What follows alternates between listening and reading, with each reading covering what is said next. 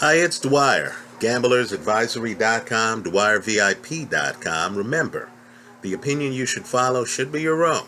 Just consider this video to be a second opinion from a complete stranger online.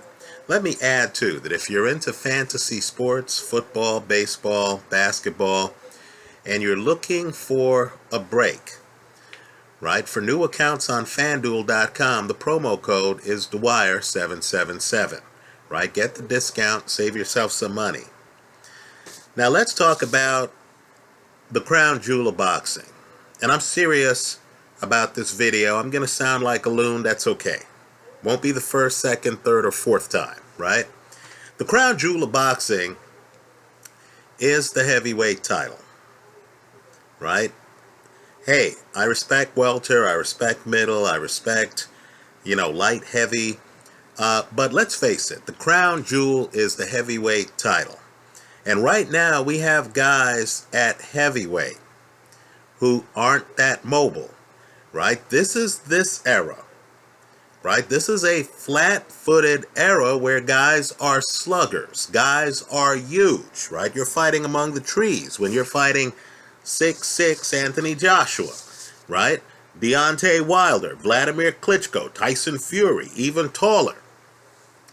Now, all I'm saying is, just like in the economy, when you get disruptive technologies, right, when a technology comes along that completely changes the game, right, the internet, personal computers, for example, right, portable cell phones, the world's different now because of them, right? When you get disruptive technology, the status quo as you know it is at risk. Now, why am I bringing all of this up? In the 2012 Olympics, Anthony Joshua won the super heavyweight gold medal. In my opinion, the guy who won the heavyweight gold medal, right, Aleksandr Usyk, in my opinion, he's now the WBO cruiserweight champion. He fought one of the best fights of the year in beating Krzysztof Glowacki, right, in Poland. Right? He beat Glowacki in his backyard. In my point, this guy, who has probably the best legs for a big man in the game. He's 6'3", right? He jumps around the ring at times like he's Ali. In my opinion, this guy who's a southpaw, right? He'd take away the angles on Deontay Wilder's jab. Certainly, guys like Wilder and Joshua would have a hard time finding him.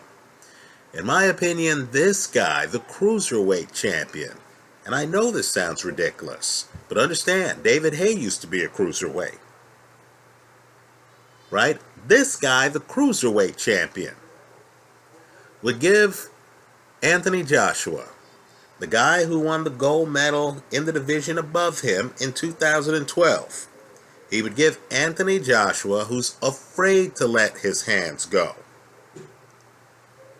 right? Who hasn't fought a real mobile opponent. And Deontay Wilder, who doesn't have great timing, right? He needs to line you up with his left hand before he throws his Sunday right hand, doesn't he? I believe this guy Usyk is a more natural talent. I think he gives those guys all he could handle. Here's the catch, right? The guy's the cruiserweight champion now. Even though he was the world amateur champion, even though he was the Olympic gold medalist, the guy has only had 10 pro fights. Right? Understand, the other guys, and I'm going to exempt Tyson Fury from this, because Fury is the one guy out there who seems to be able to move. Right? Let me say, too, based on styles, I believe Vladimir Klitschko would have a better chance against Usyk than would Joshua or Deontay Wilder. Right? Jury's still out, The jury's still out on Joseph Parker. I think Parker has a spectacular jab, as does Usyk. Right? But Parker's a little bit more mysterious to me. I'll agree. Parker fought courageous fight. Right? Carlos Takam, very good fight. Right? In my opinion, a better opponent than Anthony Joshua has fought as a professional. Right? A better opponent than Deontay Wilder has fought as a professional. Right? Parker has, to me, probably the best jab of those three. Right? But I personally thought Takam beat Parker. Right? I'd like to see a little bit more about Joseph Parker. Let me say this, though. Usyk just went 12 rounds against a very tough champion. Right? And he used the 12th round as a victory lap. This wasn't the Roman Gonzalez 12th round of his recent fight, where he was barely hanging on. Right? No, this is a guy who's jumping around the ring. Right? He's late 20s, but he has young legs. He's jumping around the ring. The 12th round comes. He's the challenger fighting the champ in Poland. And he knows as he comes out for the 12th round that the belt is already his. And what does he do? He looks at the champ, he smiles, he jumps around the ring. Right? In other words, Usyk has mad stamina. By the way, Glowoxy is aggressive. He's trying to hunt him down the entire fight. Right? This isn't a fight that goes the distance where, he's fighting a potted plant. No, he's fighting a fighter who's coming forward, who's known for power. Right? And he's just too elusive. Now, let's face it. Can we agree that the jury's still out on the stamina of, let's say, Anthony Joshua? Can we agree that while Deontay Wilder went 12 rounds against Bermane Stiverne is a potted plant?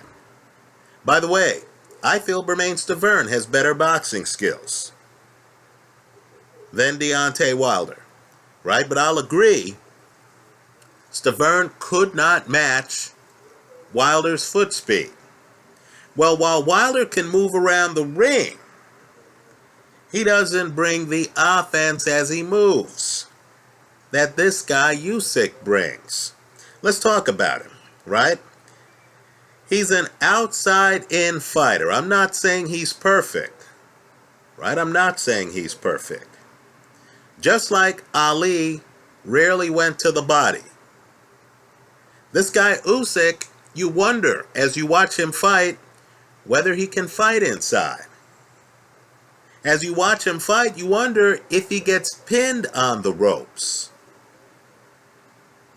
Right? Will he be able to defend himself there? I'll agree, we don't really know the answers to these questions. Certainly not 10 fights into a pro career. But the guy has a great jab. A great jab. The guy has legs that are just a physical gift. I don't know how else to put it. Right? His opponents look like they're in quicksand. Right? The guy's doing things where if you lean the wrong way, he quickly pivots. He'll even get behind you, so as you turn around, he can hit you with shots. Right? This is a physically gifted guy with very fast hands that he saves. Right? He has a great jab, so he'll come and he'll shoot a jab. He's not there flashing combinations early. He's shooting a jab on you early. Right? You get a little bit uppity, he hits you with a straight left hand. Right? He can throw hooks. But he's content just moving around the ring, shooting a jab at you. Right? The idea is the Larry Holmes idea, and his jab's stiff.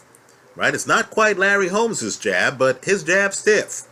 The idea is, look, the fight doesn't start until you show me that you could get by my jab. Now understand, a guy with a great jab who marries it with spectacular legs is impossible to pin down. Right? While he's in the sweet spot of his career. So this guy Usyk is hardly getting hit, right? Because he just moves too well for his opponent. But when the fight gets to the, hey, we're getting tired stage, that's when the guy starts flashing hand speed out of necessity. And you notice that the hand speed is dazzling, right? He was here in this fight against a champ who wanted to keep his belt, who's aggressive. And the gap in hand speed was pronounced. Right? Now, at heavyweight, let me just say this. Right? Some of the guys wearing belts at heavyweight right now don't have a lot of experience. Right? Brazil is one of the toughest guys who Anthony Joshua has faced. Right? And Brazil really didn't move that much. Right? He was there duking it out with Joshua. Now you notice when Joshua drops his hands and, starts to throw him, you notice he's an athlete. But Joshua is, how do I put it? He's a guy who's cautious by nature, who doesn't trust himself, right? Who's just learning how to open up. Now, by contrast, this Aleksandr Usyk guy is the other end of the street. Right? This is a guy who understands boxing. Right? If pushed, he'll open up effortlessly. You notice the hand speed. He's fluid. You notice the coordination. He doesn't have a lot of doubts. As you throw back at him, the guy, while he's throwing, fluid punches.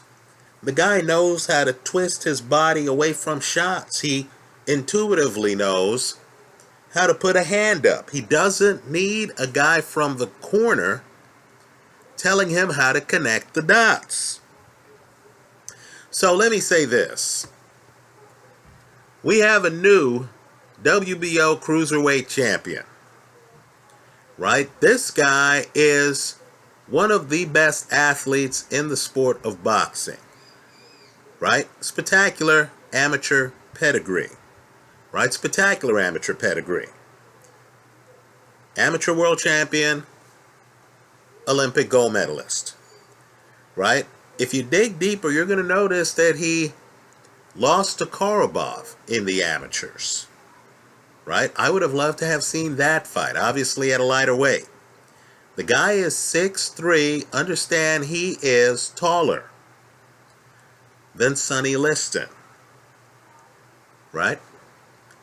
I know I'm sounding crazy here online, but understand, boxing history is replete with guys gaining weight and then taking on heavyweights. You might recall Evander Holyfield, right? David Haye was a heavyweight champ at one point. Tomas Adamek, forget cruiser, I believe Tomas Adamek came up from light heavy and was a world-class heavyweight. Right? Now this guy, just by chance, because of the era, and every era has their own signature. This guy by chance has a lot of guys at heavyweight, right, who are tall and clunky, right, 6'6", 6'7", right, they're tall and clunky, don't have a lot of experience, prefer to hit stationary targets than moving targets. Right? Now, all I'm saying is, if Arthur Szpilka gave Deontay Wilder problems and actually lasted for several rounds, right? I'm just telling you that this guy is 10 times harder to find in the ring than Arthur Szpilka. Right? This guy is 6'3". I'm just telling you.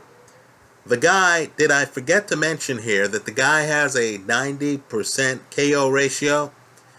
Now, I don't expect him to show up at heavyweight and, start knocking guys down. Like, by the way, David Haye did. Boxing historians might recall Rocky Marciano actually gets dropped by Archie Moore. right? Light heavyweights have shown up and have done some damage. Make no mistake about it in boxing history, right? Cruiserweights. I mentioned light heavies because, the cruiserweight division's relatively new. You didn't have the cruiserweight division in Archie Moore's day. But understand, the limited cruiser's 200 pounds. This guy, 6'3", moves well. Right? I'm just telling you style-wise. Style-wise. If Deontay Wilder or Anthony Joshua make a decision to fight this guy, they'll be making a mistake. At a minimum. At a minimum. The guy's going to make them look slow, confused, and bad at times. Right? He trusts his legs. Those two guys don't. Right? He's hard to hit. Guys who aren't that hard to hit. Chris Arreola, the last Deontay Wilder fight, have shown an ability to go several rounds with Deontay Wilder. What happens if Wilder's in against a guy who has the better jab? Who moves better? Who's more coordinated when he moves? Who's actually winning those early rounds? Right? So keep an eye on this guy. Glowacki is more of a traditional fighter. He was in over his head. That's obvious early in the fight. Right? He looks as lost as Sonny Liston looks when he's looking at Ali. Now, this guy's a little bit different than Ali. Right? Ali was up on his toes dancing the whole fight. Right? This guy's a little bit different. This guy moves around. He's a little bit more updated than Ali. Guys don't dance as much. Why waste energy when you don't need to? Right? Guys don't dance as much as they used to back in the day. But make no mistake, this guy moves so well, his nickname, and it's deserved, his nickname is the Cat. Right? The Cat. Now, I don't see anybody beating him at cruiser for a while. Right? That includes Tony Bellew, a champ I respect. Right? I don't see anybody beating him at cruiser because he's too fluid for those guys. Right? Bellew would look as stationary as Glowacki just did. Right? But the million-dollar question for me, and this guy fights for K2, right? The million-dollar question for me is whether the guy is going to realize, whether the people around him, and they're very experienced people who've dealt with champions in boxing, right? Whether the people around him are going to realize that with this guy's skills, in this green era of heavyweight champs who haven't been tested, right? I mean, Deontay Wilder's toughest fight was against who? Bermane Stiverne? Arthur Spielka?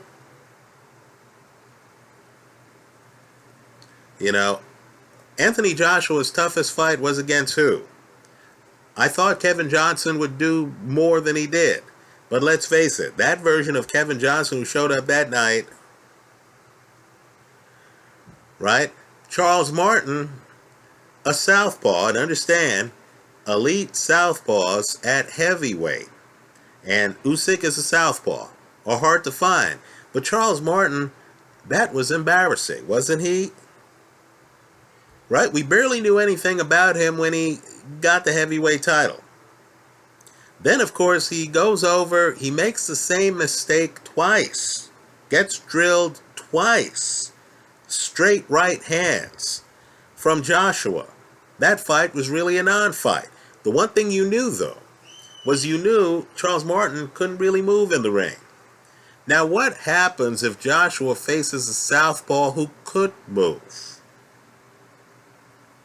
Right? That's the million-dollar question. Let me say this, in a different era, a Hall of Fame light heavyweight, one of the biggest punches in history, Bob Foster, took on Joe Frazier, right? Bob would later take on Ali, but the Joe Frazier fight was interesting because Joe wasn't that big a heavyweight, right? Didn't weigh much over 200 pounds. But Joe treated Bob Foster like a light heavyweight. Right? Joe cut off the ring on Bob Foster. Foster, who was accustomed to being the guy doling out the punishment. I believe Foster beat Dick Tiger back in the day. Right? Foster suddenly was being hunted by the heavyweight champ. Even though Foster was taller than Joe Frazier, he felt like the smaller man. Right? Joe Frazier started throwing left hooks. Game over. But understand, Joe Frazier was the kind of guy who, when the bullets started flying, he lifted his game. Right? Joe could operate under pressure. He wasn't cautious. Now the question for me is, if Usyk fights Anthony Joshua and he comes in and he's dancing around the ring, daring Joshua, does Joshua have the confidence to throw caution to the wind and then track him down? Right? I'm telling you, some heavyweights have a hard time getting out of their comfort zone, throwing caution to the wind. You just saw. Right? Well, last year, you saw Tyson Fury literally make Klitschko uncomfortable, and Klitschko stayed in his construct. Right? He couldn't just come after Tyson Fury. If Joshua stays in his construct against Usyk, in my opinion, the heavyweight title is going to change hands.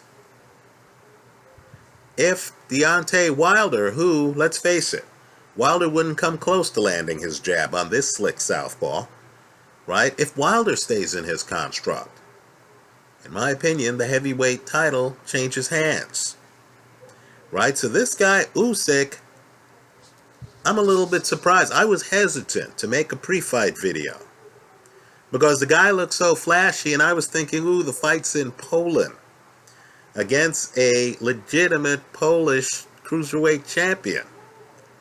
I thought, wow, you know, is this guy's flashiness going to hold up under pressure, under the moment? And it did. Spectacularly well. Right? Pay close attention to this guy. He's already one of the best athletes in the sport of boxing. Right? The question for me is whether he can translate that. Fast hands, great jab, elusive, changes angles. Right? Great foot speed. He even taunts Glowacki a little bit in the 12th round. Right? The question is whether this guy can translate that into something bigger than just being a dominant cruiserweight champion. Let me put it this way. If he signs to fight Tony Bellew, and y'all know I took Bellew in his last fight. If he signs to fight Tony Bellew, I think he beats Bellew. Right? I think this guy could be a dominant cruiserweight champion. Right? What I'd like to see from him, though, is a little bit more ambitious. Right? Threaten the throne. Right? The heavyweights are green. If I'm him, I don't fight Tyson Fury. At least not for a few years. But the other guys, I'll take my chances. Anyway, that's how I see it. Let me hear from you. Leave your comments for me here online. Visit us at dwyervip.com. Let me just add too that earlier today I made a video on Canelo. Right? You're going to notice that the opponent here against Usyk, you know, goes flat-footed just like Canelo. Right? And you're going to notice that this Usyk guy is so light on his feet. He's almost like Michael Jordan, right? It's like he looks like he's a leaper. Right? The dynamic in this fight is the same dynamic I would expect to see were Canelo to fight Demetrius Andrade. Right? Like Usyk, I'm not saying Andrade has the best inside game, would know what to do if pinned on the ropes. I'm not saying that at all. Right? But what I am saying is good luck getting him on the ropes. Good luck finding a guy like this in the ring. Right? Good luck with that. This Usyk guy is exactly the kind of mover who would give today's flat-footed heavyweights nightmares. Let me hear from you. I hope you leave your comments in the comment section to this video. Thanks for stopping by.